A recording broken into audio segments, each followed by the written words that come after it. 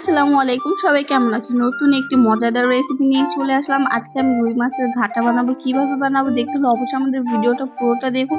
এখানে আমি রুই মাছ নিয়ে নিয়েছি। রুই মাছটা একটু নরম হয়ে গেছিল, তাই ভাবলাম আমি ঘাটা করে নিব।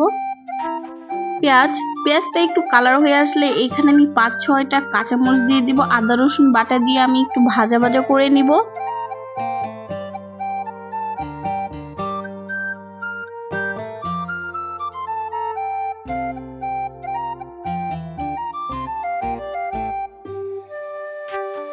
ভাজা ভাজা হয়ে গেলে এখানে আমি মরিচ ফাঁকি দিয়ে দিব, হলুদ গুঁড়ো,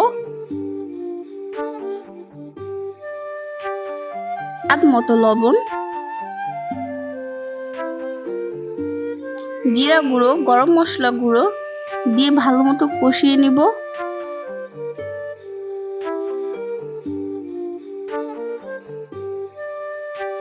মশলাটা ভালো মতো কষানোর জন্য এইখানে আমি একটু পানি অ্যাড করে নিব। ভালো মতো কষানো হয়ে গেলে এইখানে আমি মাছগুলো দিয়ে দিব ভালো মতো।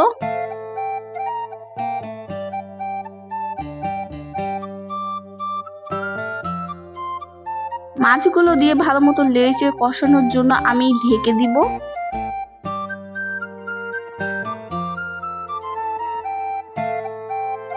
কিছুক্ষণ পর আবার একটু ভালো মতো নেড়ে চেড়ে এইখানে আমি ঢেকে দিব।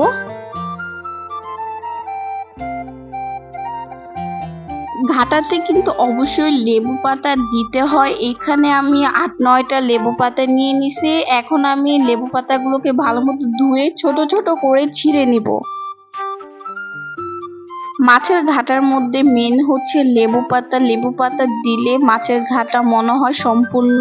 এভাবে আপনারা কারা কারা খেয়েছেন অবশ্যই কমেন্টে জানাবেন। আর এই ঘাটা নামে কারা কারা চিনেন অবশ্যই কমেন্টে জানাবেন।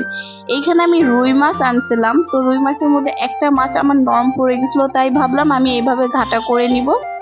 এখন আমি মাছগুলোকে ভেঙে দিব।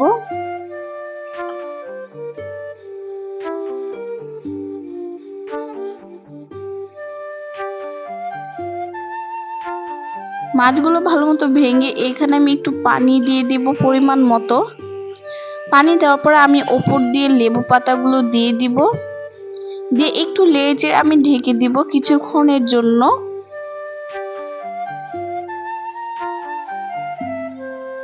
মাছের ঘাটাকে আমি পুরো ভাজা ভাজা করে নিব, তাই আমি এটাকে ভাজা ভাজা না হওয়া পর্যন্ত চুলায় রেখে দিব।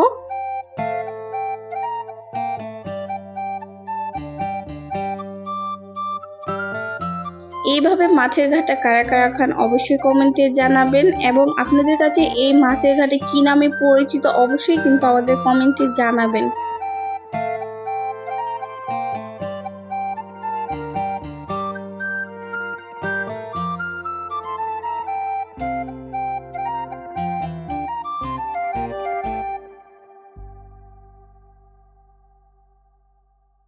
মাছের ঘাটাটা ভালো মতো ভাজা ভাজা হয়ে গেলে নামিয়ে নিব। মাছের ঘাটা আমার খুব পছন্দ। আপনাদের কার কার পছন্দ অবশ্যই কমেন্টে জানাবেন। আজকে আমাদের এই মাছের ঘাটার রেসিপি কেমন লাগছে অবশ্যই কমেন্টে জানাবেন। আজকের ভিডিও এই পর্যন্তই। সবাই ভালো থাকবেন। আল্লাহ হাফেজ।